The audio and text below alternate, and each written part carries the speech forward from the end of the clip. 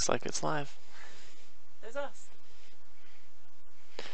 I should do. You should open up on there and see if you can hear the audio. Here we are.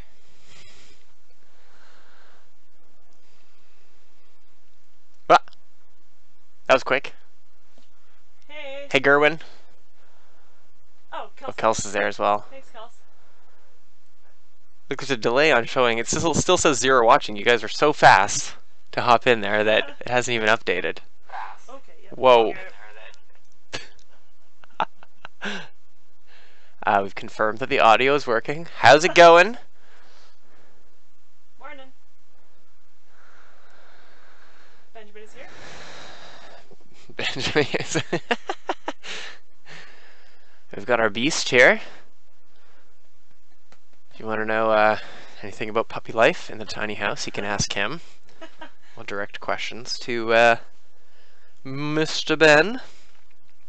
Yeah, we don't really have a plan for this stream. Yeah. Most of our we've done 1 or 2 kind of just impromptu kind of hangout streams in the past, but lately we've been doing all the 3D design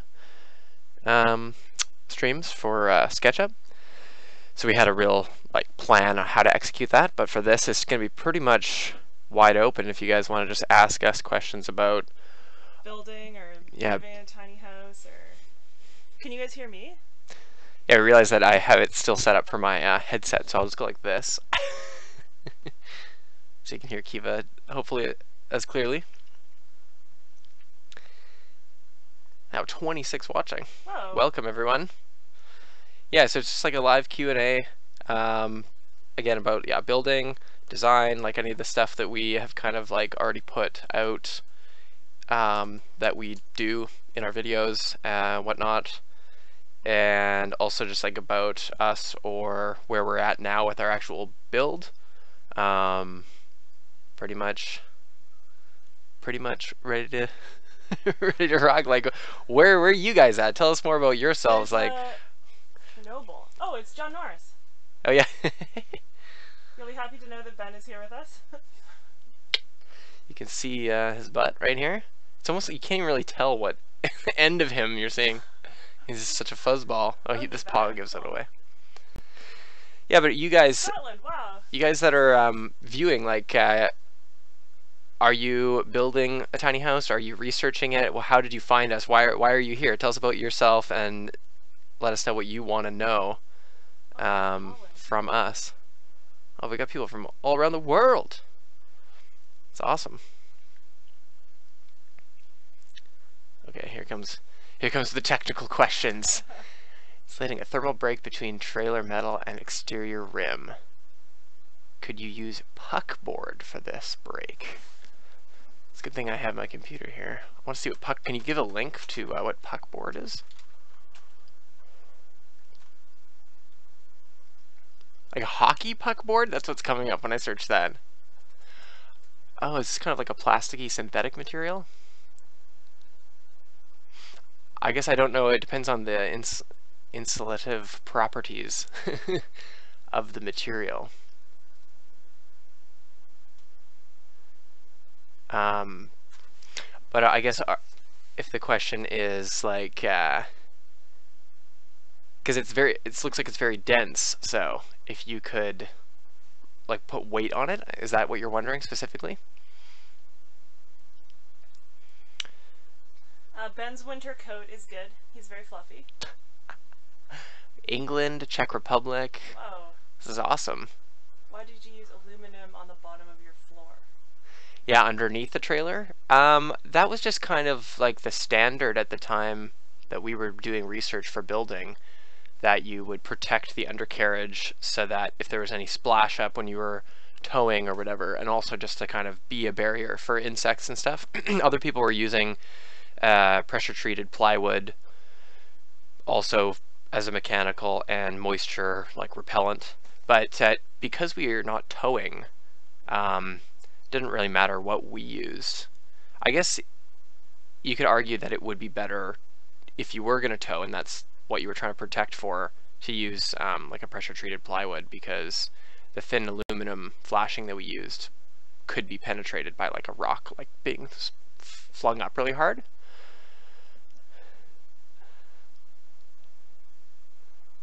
Longtime fan, building soon. Just bought your trailer. Very nice, very nice. Yeah, we always say, like, let us know how your projects go. Like, if we had any influence on getting you to build a tiny house or a help, like, information-wise, we'd love to see how your project turns out. Send us an email. We got, I should point out that, oh, which way am I going to point here? This way, or no? Yes, this way. There's a card, you know, the YouTube cards. There should be one in the live stream that goes to our website, and you can find there's a contact page, so you can send us an email, send us pictures, send us stuff about your projects. If you want to know how other people are doing.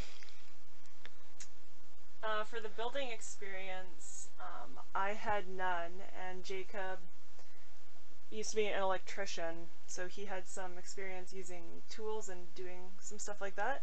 But we pretty much just watched a lot of YouTube videos and just sort of gained experience as we built our house.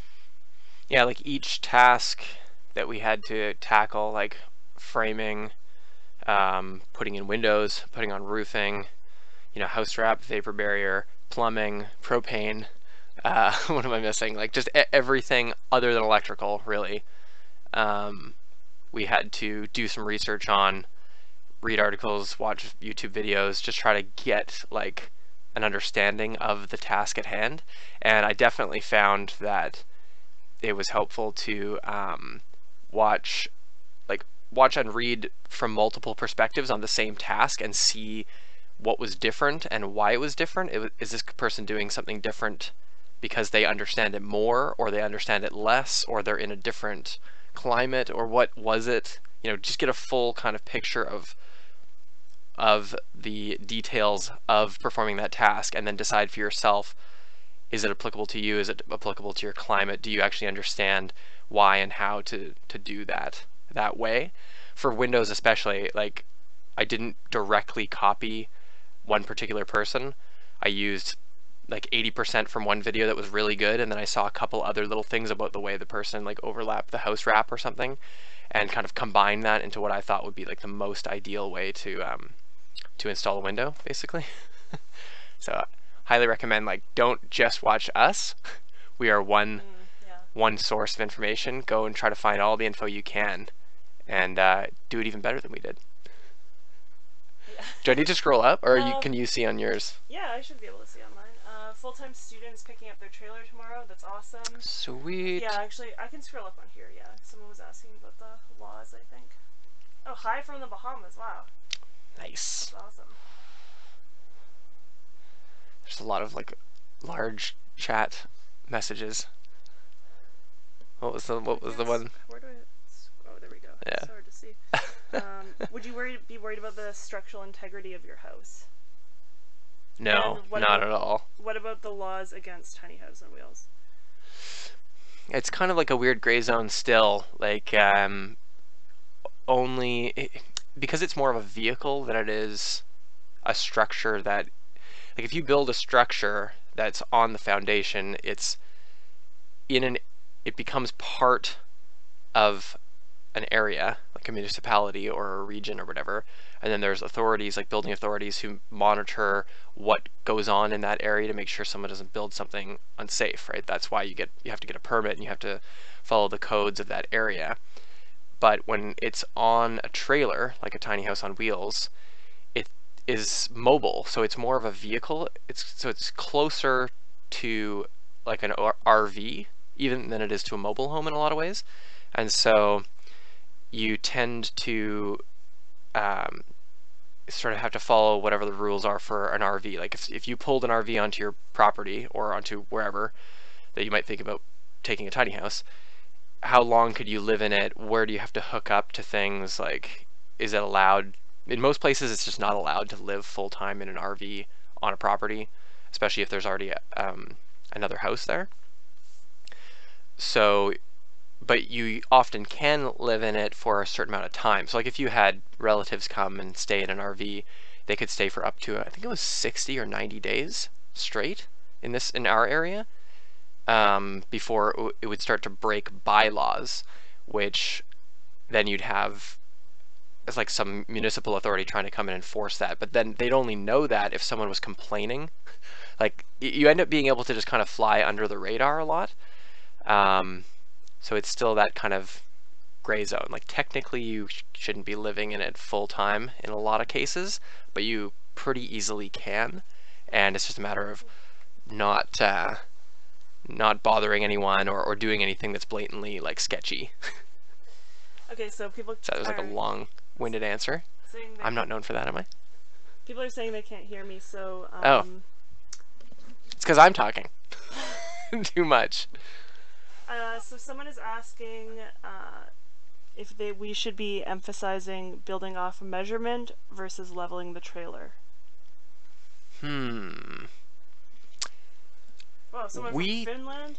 We tended to, you know, we leveled the trailer and put it in the position that we wanted it, and then as we built up, I would still reference level, because if something does get off and you reference the trailer all the way up and square and everything, you'll end up with you could end up with surfaces that are out of level, and then you have to kind of like out of level the rest of the house to re-level that. It's hard to describe, you know what I mean? Ultimately, you want, in the end, you want it to sit the way it's going to sit when the house is like deployed.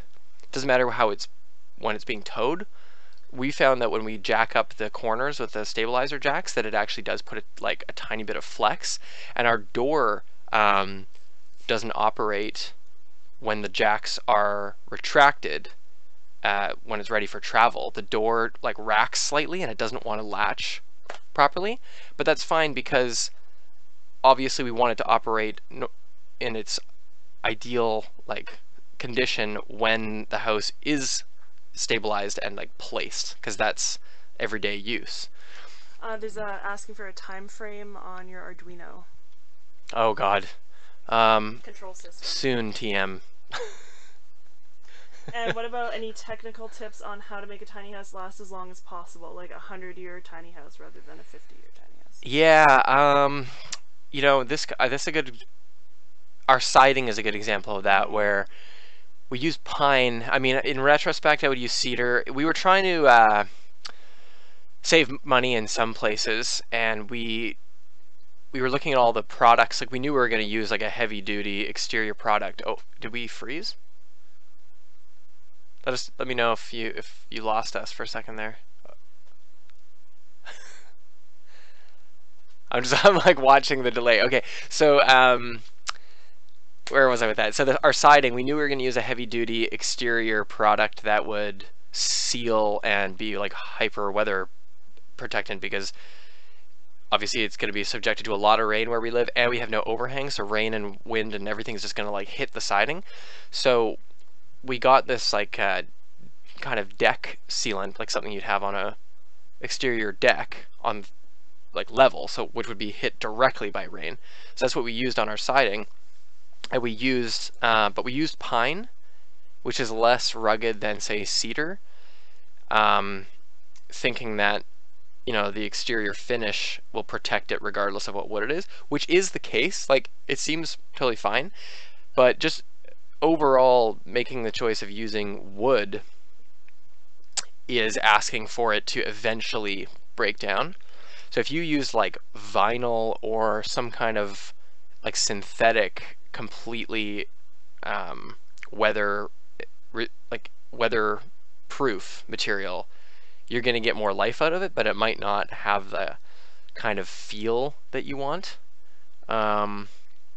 I think actually metal is a really good choice if you're okay with that look. If you can pick a good color or you like the industrial look, metal is going to last for decades for sure. And then you just pull that like thin sheet layer metal off, and it's recyclable, and then you just reclad with metal, and it's like that's not going to wear, it's not going to dissolve in the rain, you know what I mean? Like it's going to last. So someone's asking, LWQ is saying, how many videos do you have to process and publish? Like on an ongoing basis, or like in total? We've done like like over 150 videos. I'm gonna check. I'm gonna check right now. And do we have 181 videos. Holy crap! That's a lot. Yeah. So yeah, we've always struggled with going back and forth between putting in effort into our YouTube channel versus other side projects, and then also the tiny house, because as you guys, anyone who's been following us for a while knows, we basically like stopped working on the tiny house before it finished, and it's still not done, but this winter we're back at it and kind of trying to take a bit more of a casual approach to YouTube. Like, we should actually just say straight up that a week ago we put out a video and we were thinking about next week's video, and we said, you know what, let's just do a live stream, because for one, we haven't done one in a while, and number two, it means that we don't have to put work this week into editing a video. We can focus on other things. We've been working on our countertop, try to get that kitchen done. So our main goal for this winter is like complete the kitchen and then move the tiny house to a different position on the property, because that's what we always imagined, and we've been living in this kind of like unfinished stasis for way too long. And part of the reason that that's the case is that we have been so absorbed in our whole online sort of presence and the pseudo business that's come out of it. It's very all-consuming. So someone's asking if we have any plans to make the tiny house more off-griddable.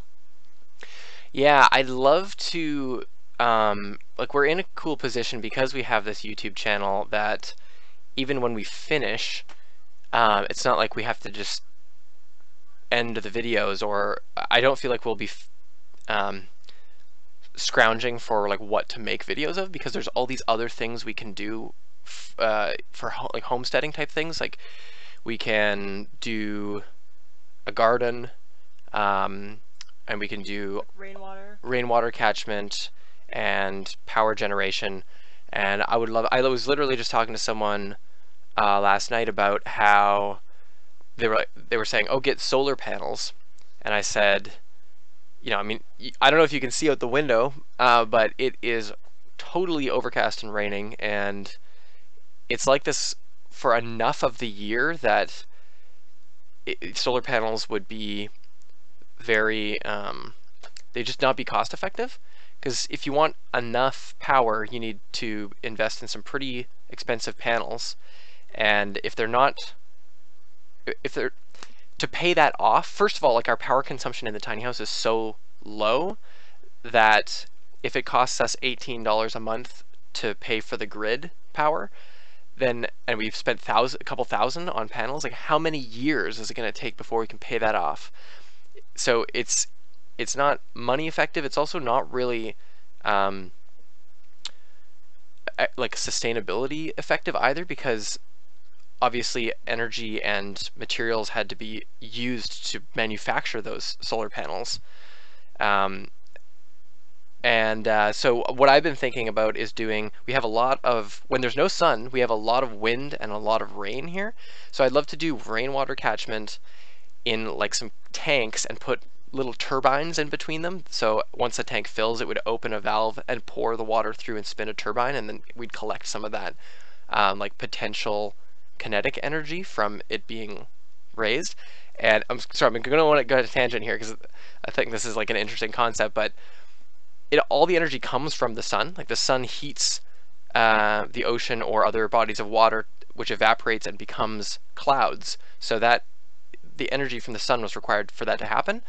All of that mass is now up high, and when it falls down, you can harness that energy as it comes back down.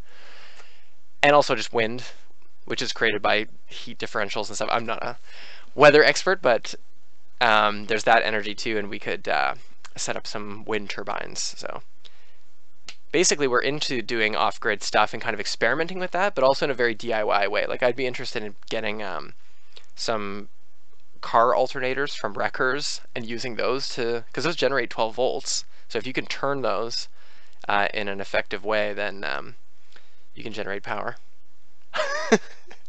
Carry on before I say anything else. Do you have any plans to make the tiny house? Or sorry, we already did that one. Have you automated your home?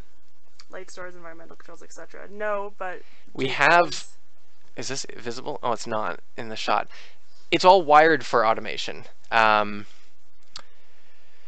But because we still haven't finished the fundamental day-to-day life elements such as the kitchen and the shower, it's the last priority. You know, we want to get everything functional to that level and then work on the automation, which is hopefully going to be done via Arduino. I've already done some prototyping, just writing my own code that controls the lights and stuff. We actually have like no lights in here. There's one light that's not low voltage, that's like just a switch in the kitchen, and then we have a lamp in here.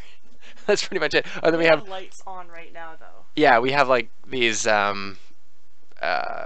little LED lights for filming, but yeah. Someone asks, Chad Sullivan asks, do you regret moving in before you finish your build? Yeah, well, yes and no. Yeah. It's definitely led to the fact that we are still in a condition that is not ideal. Yeah. Obviously, we would be a lot happier and more comfortable with it being done at this point. But at the same time, if you take into account all the other stuff that we have accomplished as a result of our slow progress on the tiny house, then it's okay, basically, I guess. And you know, this whole living room has been done for almost over a year and a half now, and it's an awesome space. We've been enjoying it to its fullest, and it's it's just going to add that much more once we have the kitchen right there, so that we can get snacks a few feet away instead of going to the house. Another question from Far Country: is condensation a problem for you? How'd you deal with that? Oh, he has a tiny house on wheels with a wood stove for heat. 2 adults, 3 large dogs, and it's a constant issue. Do you have a dehumidifier? Sorry, do you have a tiny house, this person? Yeah, Far Country. Yeah. Wood stoves. Yeah, people talked about a wood stove being a good way because it's such a dry heat. We have a propane furnace, but it does expel all the exhaust out, so technically it's also, there's no moisture being added or anything. He has no dehumidifier. He's fully off-grid. Oh, okay. What about, could you power a dehumidifier off batteries, or I'm not sure what you have for electricity, but dehumidifier, highly recommended. We actually have 2. We have one super tiny one that's like this big, and we found that, well, it was last winter, right, when we actually had condensation problems? Yeah. We got another one that's quite a bit bigger. It doesn't have a compressor though. It's like a passive electronic dehumidifier instead of a like a loud, like refrigerators type dehumidifier. But we have like a fan running all the time. Yeah, we also have that's right. And we always have windows open because it never really gets that cold here. Mm-hmm. So I think all of that helps, and we aren't running like much water besides in the bathroom right now. Yeah, so we're not cooking, so we'll see what happens with that. I'm gonna build a special range or like cooktop exhaust thing, to try to minimize that. But you know, boiling any water or doing anything will put a lot of moisture into the air. The other thing is, we find that condensation does start on the windows and stuff if pretty much as soon as it gets below 0. It's weird, like when it gets below freezing. Yeah, I shouldn't say below 0, because you know, we got other worldly people using Celsius. I lost my train of thought. Oh, when it gets below freezing, it tends to get a lot of condensation. And last year, because we had a temporary kitchen set up for a while, and we wanted that water to work, we were like leaving a trickle on to keep the hose from freezing, because we also didn't have that set up properly to stop it from freezing. And the result from that was we were constantly bringing in cold water through all the pipes, so all the pipes just gathered a huge amounts of condensation. and it was all wet and nasty in there. And so yeah. So thank you, Scott Shamblin, for the kind words. Hi to from Brighton, Colorado. Hi from, what does that say? Yeah. Fairmont. Okay, cool. It's so awesome how everyone is all over the place. How appealing are those schooly bus projects to you folks? To us, I mean, I think they're awesome. I think they have a very specific place. Like, obviously, their strength is travel. So I think you can do more with a schoolie than you can with. It's kind of like it's like a spectrum, right? Like there's the van life people who are super mobile and super stealth, and it's a lot easier to just kind of travel. And then you've got like the RV, which is kind of the traditional travel thing, but it's got a lot of compromises in itself. And so a schoolie is kind of, you have that tiny house customization and sometimes a bigger area to work in, and you can actually install kind of residential things into it. Yeah. You could make a big residential kitchen if that's really what you want to do, is to maximize your cooking experience, whereas in an RV it can be limited. We went to Mexico in a schoolie a long time Yeah, ago. yeah. I mean, it wasn't fully set up for Had cooking. inside though, because Yeah. we deployed it outside, I They think, had and it cooked. inside too. Okay, yeah, yeah. So they're super cool, but us personally, I wouldn't tackle that kind of project because I don't think we would. I don't think we'd use it to its fullest strength. Are you using an air exchange system? We plan to. See, that's like probably that's going to be even after the control system. It's like the last priority. See, we set ourselves up for so much DIY, like from scratch stuff, that it is overwhelming. I would kind of warn against that. If you can find the right appliances and things, even if it costs money, instead of trying to build it yourself, you'll finish sooner. Let's put it that way, because I'm planning on building a little contraption with some computer fans and stuff, and it will be powered by and controlled by this control system, which is not even close to being worked on, so it's not active yet. So Clayton Jones. Are we frozen? Just on my screen. Okay. Meant to ask us, in Arlington, have you ever thought about putting your videos on DVD? It has come up before. Are we? Just let us know if We're not frozen. we're not frozen. No, Why it's is just it? on my screen. Okay. I haven't refreshed it because then I'll lose my spot in the comments. Oh, okay, okay. Okay, cool. People are confirming. Oh, what was the question? Oh, DVD. I don't know. I think it's kind of, if people have found us online, it makes just as much sense to have a digital product.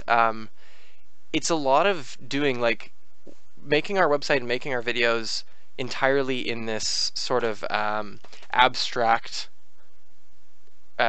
digital state, like it's just data on a hard drive, it's not a physical thing, is hard enough. And to add the complexity of needing to source that physical media, have them like printed, if you will, you know what the term is for that, on a DVD, well, and then have like cover art printed, and then deal with shipping, and it would just add all these expenses and complexity of getting that product shipped out, and I'm not sure I see the value in it. Also, we kind of try to not create any extra material if we don't need to. I'm definitely like into the digital age, where if everything can just be digitized, then it seems, if it can just as easily be digitized, it seems like kind of a waste to have a physical copy of it as well. I don't know, it's just I guess it's an opinion, but also from a strictly like how much effort and time we have to go around, I think it's not really on our radar to try to engage in creating a whole product like that, physical product from scratch.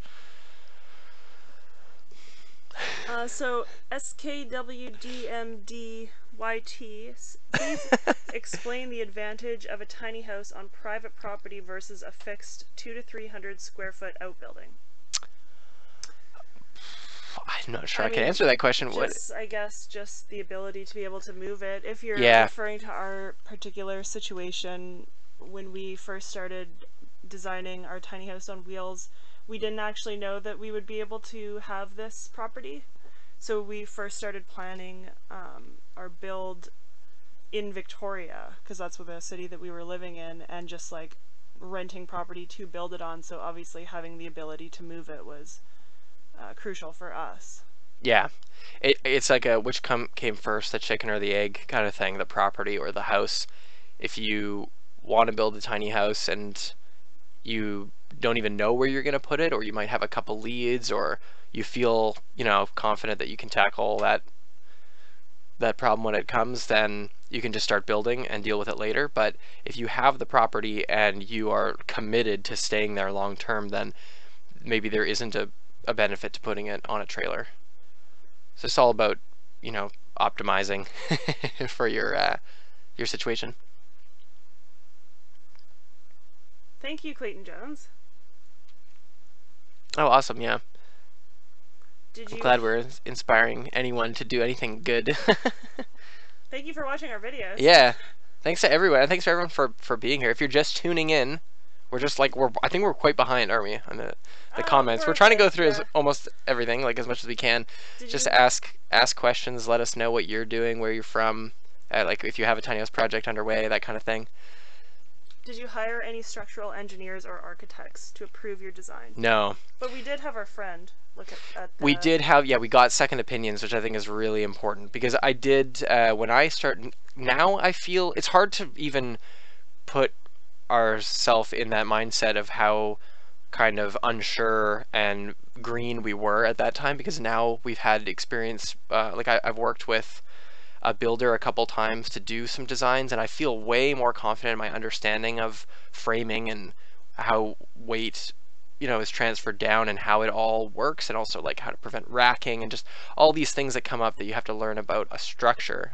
I feel a lot better now, but when I started, I think back to my very first iteration of the design, and I had basically the first floor framed, and then there was a top plate, and then the whole second kind of loft roof area, which was really suboptimal because they weren't kind of tied together in one cohesive structure. And I showed that to someone, and they said, "Oh, I think you should make it just make the studs really tall and go all the way right to the top, so you have all the walls are one piece instead of separated into two." And just going through like learning process like that were really really helpful. But we kind of went super overkill.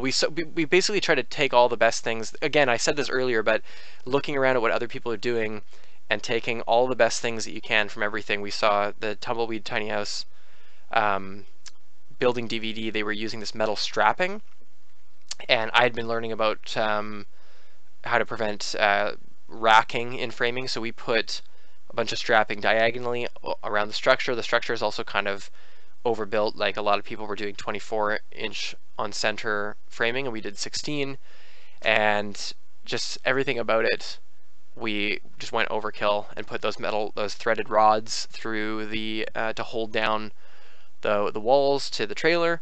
And we reached a point where we knew we were going way overkill from what would be the minimum requirement. So it's all about how comfortable you feel. We reach a point where we said, I know 100% that this is good, but if you are questioning it, then you definitely need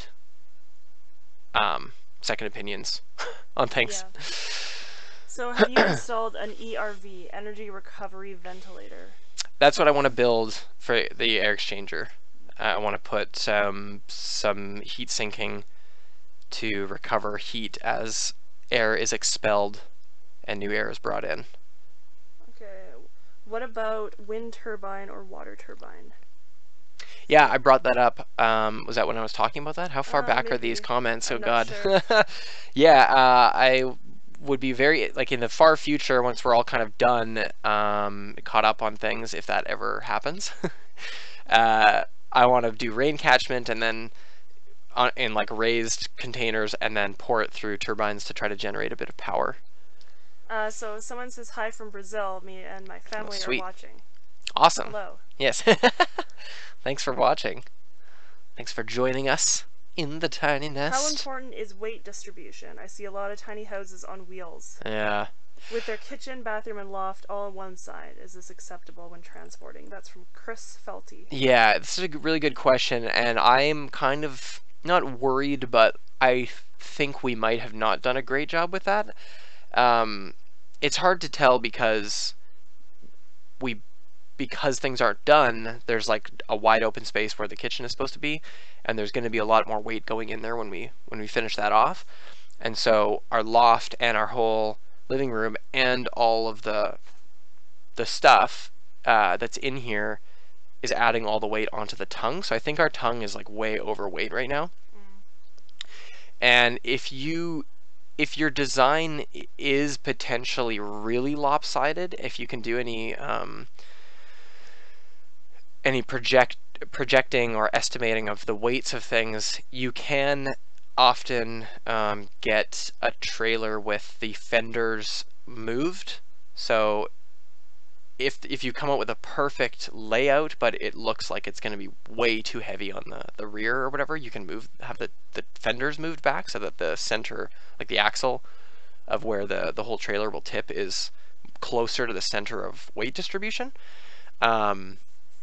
Yeah, I know our Iron Eagle trailers, which we obviously recommend highly, and you can find a discount code if you go to our website, you'll probably see it right away. We recommend section.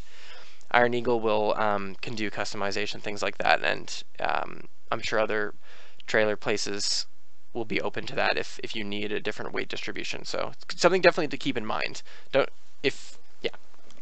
Yeah. I'll stop there. End it there. Yeah, I'm gonna try to end it. Yeah, I'm trying to rein it in.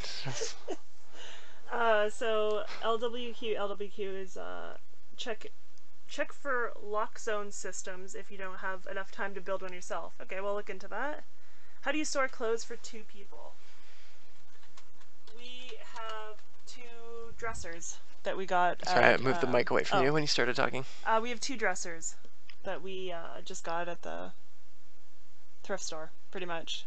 And we put our clothes in there. And then we also have 2 bins of like seasonal clothing that we switch out, so we don't actually keep 100% of our clothing inside the tiny house. Yeah, we do have one. It's really one big shelf. Excuse me. in the garage in the main house, we have a shelf of storage. So we are still using, like, we're piggybacking off of some use of space in the main house. But I would, even though I'm sure we can just continue to do that indefinitely, I would like to attempt to do some like under house storage in weatherproof, like moisture-proof containers, just to go that full extra mile, because a lot of people would have to do that. So we can kind of like dive into that and try it out. I was gonna say we can show, because this is on just like on a tripod, we can show the size of dresser that each one of us, oh god, where is it? There. So we each have one of these identical, and all of our clothes are in it. So we've definitely trimmed down clothes. Oh god, now I gotta set this back up. And we did that temporarily when we moved in. We got those as a temporary solution when we moved in, and we may keep them because they actually worked out. They're just the right size, because you can have just enough clothes in there. But we had always planned to do a some sort of shelf, like DIY shelving, that we would build, which we might still transition from those dressers to. Clayton Jones says he likes it when you go off on tangents. I try to keep a balance, balanced life of tangents. Oh, no dehumidifier. Oh, okay, so we're catching up. Man, I feel like we're way behind here.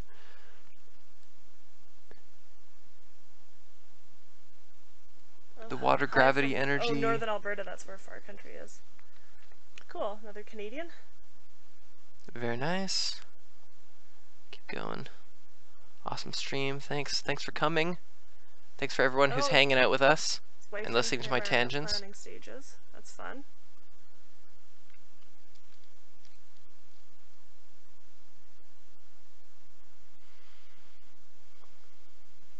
Okay, I'm looking for either Roxol or spray foam inside the frame of the trailer. I don't like the chance of off-gassing, but Roxol seems costly for foundation. My trailer will be... trailer will be trailer-made custom trailer. So that, yeah, okay, one of the things that I think we would totally do differently for insulation is, I think the best of like all worlds would be to use foam board, the thickest foam board you can, like 2-inch thick, and stack a couple of those in the trailer. And then so whether you're building wood framing like you would in an Iron Eagle trailer, or I'm not sure if the trailer made has like a metal kind of like cage. Yeah, so whatever it is, however it's built, you'll have kind of cavities to fill with insulation. So you stack the boards in there and leave a tiny gap around the perimeter and spray foam with the cans of spray foam around that. So you get essentially the same kind of setup where it's all foam. The entire volume is filled with foam, but you don't have to spray this crazy goop in there and deal with all that. I would do that for the trailer floor and the ceiling, and then use Roxol in the walls. Because for us anyway, we didn't really run anything through the trailer floor except for kind of penetrations go straight through. And same with the ceiling, we have one wire and a light and then a smoke detector. So there's hardly anything throughout the whole kind of void of the ceiling and the floor. So it's really easy to just cut a bunch of the same, full-size chunks of foam, stick them in, spray foam it, and you've got a really solid and sealed and vapor barriered kind of thing going on there. And then in the walls, because you'll probably have all your stuff in the walls, plumbing, electrical, and whatever, you can Roxol is much easier to work with to kind of cut and form and fit around everything, and then you put a vapor barrier up. And I just feel like after our experience doing Roxol on the floor and ceiling, that and then having to vapor barrier it would be, sorry, my voice is like cracking. It would be ideal to kind of do a combination of both. So John Norris is asking where your parents live, and do your families like the tiny nest? Where do my parents live?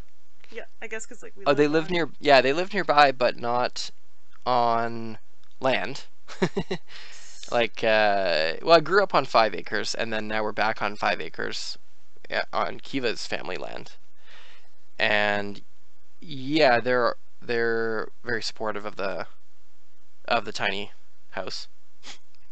It's like, well, my dad pretty much spearheaded the build of our 2 family houses, and so he sort of says that I got the out of me and my siblings, I got the kind of building bug.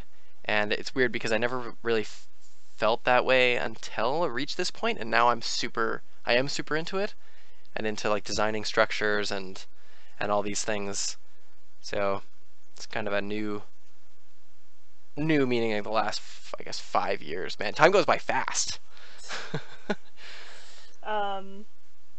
Carrie Richardson says, we've had so many ups and downs, more downs than ups, that we're determined to write a book, How Not to Build a Tiny House. That's awesome. I would read that book. I feel you. Yes, I feel the same way. Oh, Chad Selvin, he's been following us from the start. Thank you for watching our videos. Wow. That's awesome. It's a lot of videos. Yeah, that's from the very beginning. Oh, and that was a long time ago. Jones says that one of our best ideas was running the thread through the bottom. The threaded rod? Yeah. Yeah, I'm pretty proud of that. That's like my crowning achievement in like deciding. I feel like I stole that concept and just changed it to a rod. I saw some people doing aircraft cable through the corners, and I thought, oh, that's a smart idea.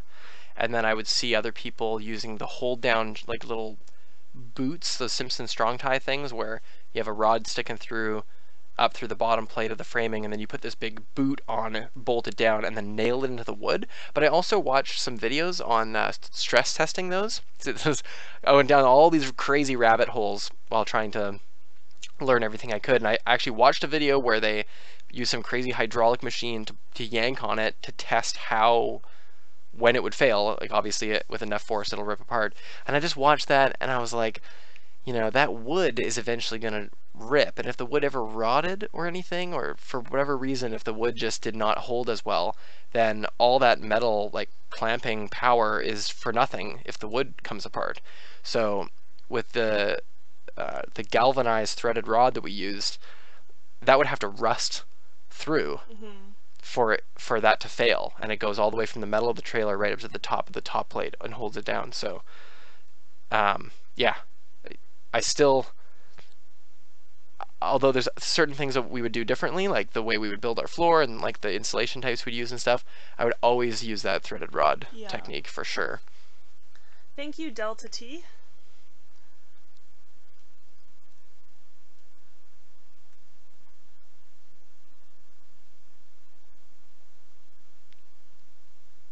So we're like dead silent, like reading all these things. Chris Felty is preparing for a tiny house build. That's awesome. Very nice. I'd like another collab with Tiny House. Oh yeah, that'd be awesome. I know. Yeah, we haven't talked to him in a long time. But his channel is awesome. I saw he put out a video, and in the title it said "shabby chic," which is like an inside joke over here. The use of the term Jacob shabby hates chic. the term shabby chic, so I try to like get it in, like slip it in as much as possible.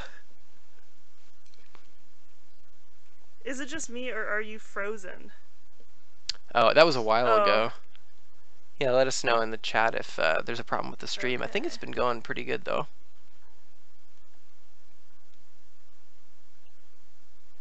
Informative tangents makes you a professor. That's a...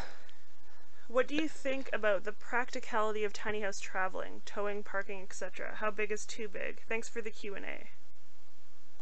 You know, I would, if you're not familiar with Tiny House Expedition, I would hit them up. I think they did a workshop, didn't they? Yeah, they recently did a workshop on traveling towing with your tiny house. Yeah, which we don't do like at all, and they literally are the most traveled tiny house in existence. And they have a YouTube channel. Yeah, So Tiny House Expedition, Tiny X. So I defer to them, but I also would say that, again, like,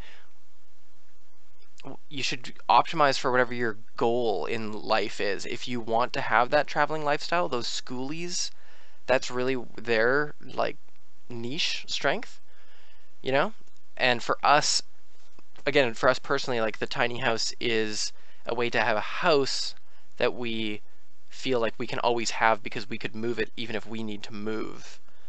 And that's not like a permanent part of a property. It's like an asset that we can keep with us no matter where we are. I think there's benefits of like traveling with the tiny house over a schoolie as well. Like being able to leave the house somewhere. Yeah. Yeah.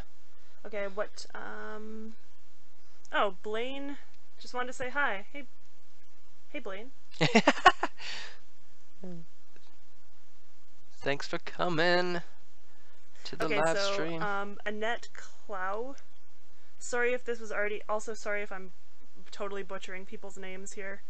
Sorry if this was already asked, but have you had any moisture mold issues? And if so, how did you deal with it? Yeah, we sort of talked about that. One sec. Just clearing my throat. Oh, God. I tried to mute. I failed to mute there and coughed straight into the mic and then bashed it around. Sorry, the moisture mold. Yeah, we just talked about how condensation doesn't seem to kind of appear until the temperature outside gets below freezing. it's raining right now and it's super humid all the time here, and we have the windows open. Um, but it doesn't get super damp in here Yeah. because I mean we keep it not super hot, but warm enough. And then we have these dehumidifiers that run, and we have a fan. I do think the fan, excuse me, has an effect because if there's any dampness that kind of comes in and then settles, that can be a problem where things can then absorb that moisture, and then it's hard for it to re-expel it, for it to dry out. But we have a fan that's just kind of blowing all 24/7 all the time, and it keeps the air moving. And if it goes past the dehumidifier, it picks up some of that moisture, and yeah. So I would recommend using a fan to just keep the air kind of active. Yeah. Anyway, So we did wood framing on our house. as steel framing come up. Yeah, they just said steel frame or wood frame. Maybe that's what we would suggest. I don't know.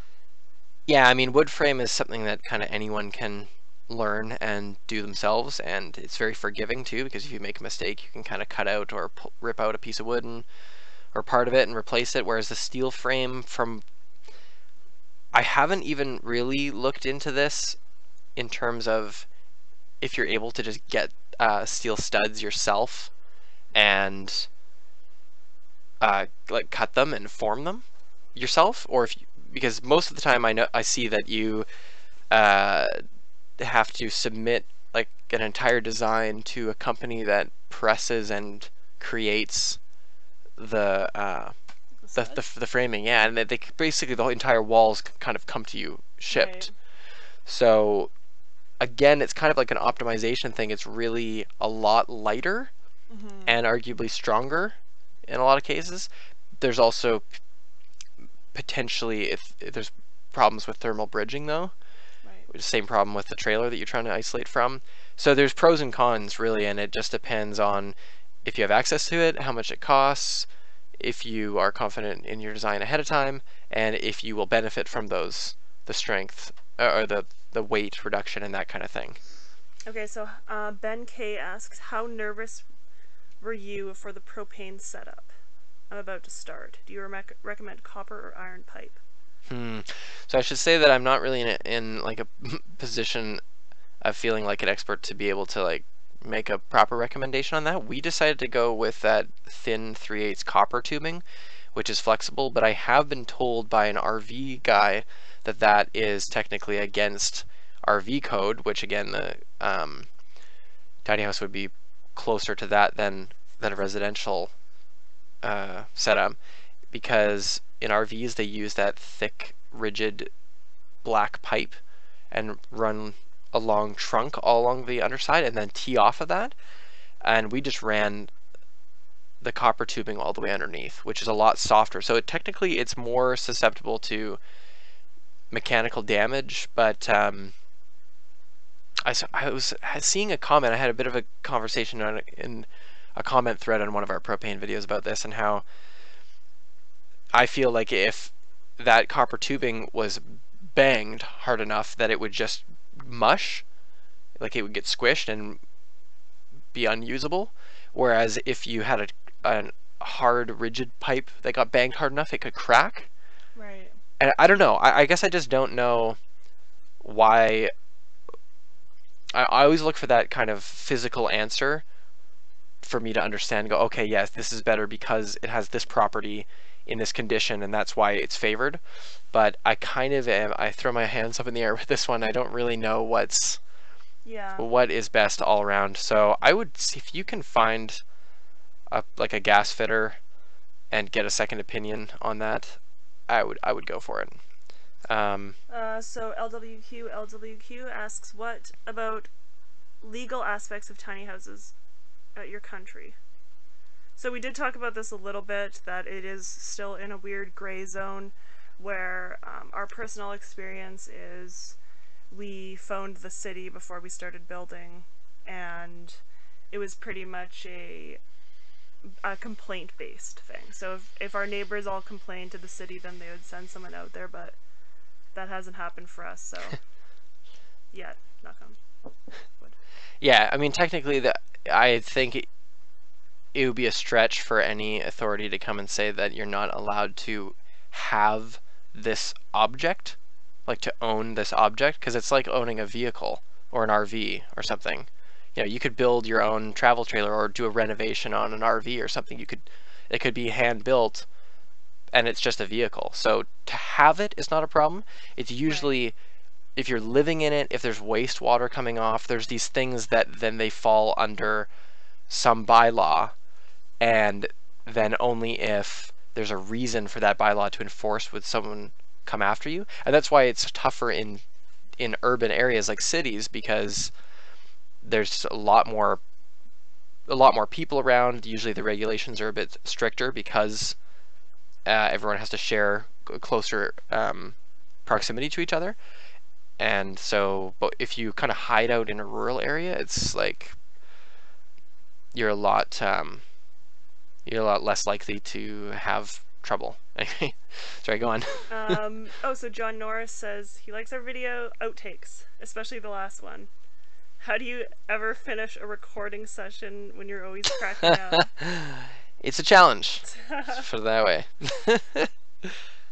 Are you talking about the end of the video, like last week's video? I think Because so. that was a funny pretty one. funny. Yeah, somehow we end up with so many outtakes. I was like, you know what? I'm gonna put a whole section of outtakes in here. So Carrie Richardson built with steel, and they bought the studs. Oh cut wow, and formed them. Oh, that's neat. man! I would love to see some videos or pictures or any more information on that. If you send us an email or a message or something, because I'd like to see what that process is like. Do we have insurance on our tiny house investment? No, but I did see just this year when we went down to the Tiny House Living Festival. That was just north of Portland. There was a company that was um, sort of their deal was that they were the first insurance company to offer proper tiny house insurance that was meant for tiny houses, and they understood tiny houses as opposed to trying to like wheel and deal with a regular um, insurance company and try to shoehorn your tiny house into some other category, which I think is super sketchy. Because if they go, okay, we'll put you into mobile home insurance, and you go, okay, and then your house burns down and you have to do a claim, then insurance companies, claim investigators are going to come and do their best to kind of poke holes in your, they don't want to pay out, they want, but they will if everything is like airtight. But it's not going to be airtight if you had this tiny house that was being like classified as something that it wasn't actually. I don't know if that makes sense, like how I'm trying to describe this, but yeah. So if you can get a proper, like, they are saying before you ask that they have tiny house insurance, that's the way I would go if you can find that. LWQ, thank you for coming to the live stream. Yeah, thanks no everyone. Chad Perkins says he'd love to build his tiny house. Yeah. Oh gosh, everyone. Okay. Steel framing. There is insurance for tiny houses in Canada. Didn't you look into Please it? Please share. Send me a link. Yeah. What province is it in? Yes, steel. Send us the steel framing. A year for our tiny house heaven. What? I need to know more about this. Oh, do you know Derek and Hannah from Arizona? They build tiny house. Yeah. This channel is formerly known as Life Set Box. Yeah, we actually met Derek. Yeah. In Texas. Yeah, Derek watched our videos before he built his tiny house, which is hilarious because he's like vastly surpassed us. We started and had kind of pretty decent progress, and then he watched and he wanted to do his own thing, and then he went off and did his whole video series, completed the tiny house, and he's doing some crazy awesome homesteading stuff out there, like building practically a jungle using rain. He does this massive rainwater catchment system because there's huge dumps of rain, and then all their gray water runoff goes and feeds plants, and they're growing all their own food there. It's a super good channel. Super and cool. He's like super nice. Mm-hmm. And we met him for the first time in person in Texas when we went down to the last Tiny House Jamboree. Yeah. Most recent one. That's it. We caught up. We caught up with the questions? Yeah. Perfect. Oh, the Tiny House Insurance. Oh, Tiny House Insurance is from Nova Scotia. Okay, cool. okay. And is it just province wide or is it nationwide? Canada is so geographically enormous, like horizontally, Yeah. that it's practically a different country. I went out to Newfoundland for the first time a few years ago, and it just felt like a complete, we were just barely all Canadian. It was like completely different people. So the Tiny House Jamboree was amazing in Texas. We had never been to Texas before, Hmm. and it was just like so much fun. We had a great time. And do you know channel No Peer Living for live? Sorry, I don't understand. LWQ, LWQ, I'm not totally sure what you're asking. Is that the channel name? AA Monroe Insurance. Hmm. I'm gonna open a new tab. Well, is it, how is it spelled? MUNRO.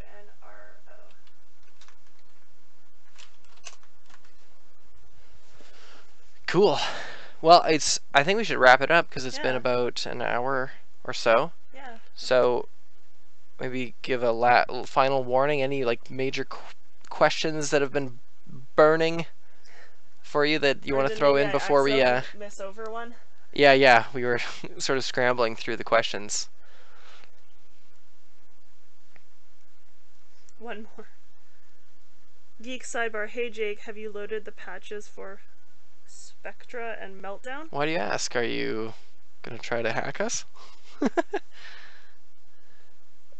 Oh, Foam bed on whoa. platform or loft. How thorough is your SketchUp tutorial? SketchUp tutorial is very thorough. I mean, Sell come it, on. Kiva, sell it. Come on. You can find Uh, it over here. Click there and go to our website, and there's all the things. We didn't even talk about our virtual reality thing. If you have a SketchUp, we're just starting this service. If you have a SketchUp file that you're working on to design, we can generate a virtual reality view of it. I'm just gonna do a quick sales pitch here. Where's the thing? So I think it's still in your purse, the other viewer. yeah, it is. We have these viewers. You put your phone in this viewer. You go to a link that we send back to you, and you can go into virtual reality and be inside the SketchUp design. So you can stand inside your tiny house before you build it, and you can go, oh, this isn't going to work. I don't want to have the bathroom this close to the kitchen, and then you can go redesign it, send us back the file, and then we generate a new environment, and you go check it out again.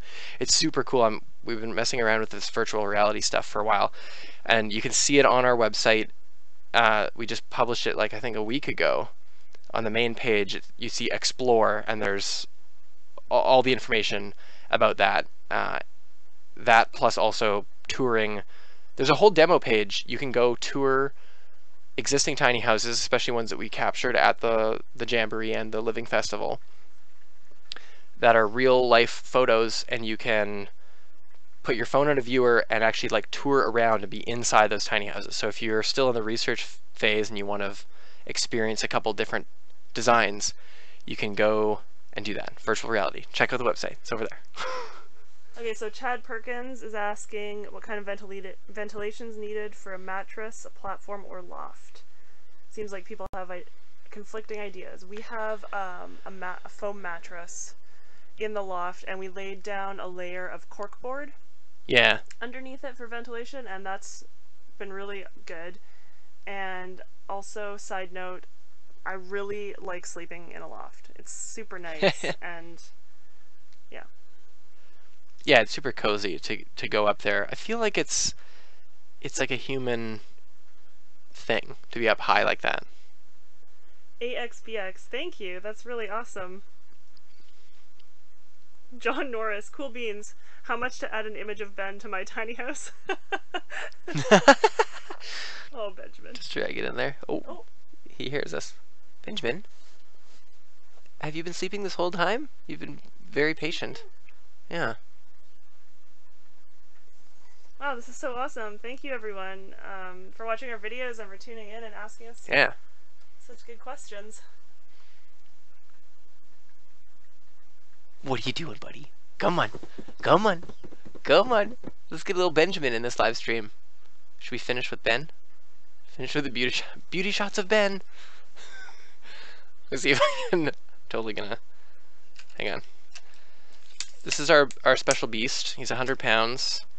Sorry, I'm just like flailing here trying to do this. Da, da, da. Oh, so handsome. He's a golden Rottweiler. Oof. And he lives with us in the tiny house. And this, you probably noticed we're on kind of like an L-shaped couch. And we designed that, you know, so that we could kind of both lay 90 degrees to each other. But then as we were building, we collected this monster. And we thought, oh, where is he going to go? We go, well, let's just give him this part of the couch. And so not only does he own this part of the couch, but he thinks he owns all the couch. Oh, look at that mouth. It's very scary. It's very scary. Okay. That's enough, Ben. Enough of Ben. Oh. Okay, thanks again for coming to the live stream. I think we're going to close her down. Was there any last comments there that we need to address? Just saying thanks for the live stream and thanks for asking questions. Cool. Yeah, keep an eye on. Make sure you subscribe. Check out our website. Check out our social media. All those call to actions. Keep an eye on the community tab in YouTube. Like ring the bell, and you'll see when we post stuff to there as well. Because we post in there. That's really good for polls. So we sometimes will ask what you guys want to see in a live stream, or when we should do a live stream, and just like questions like that. So make sure you're engaged with that to help us make the best decisions on what to do. All right, see you guys later. Thanks for coming.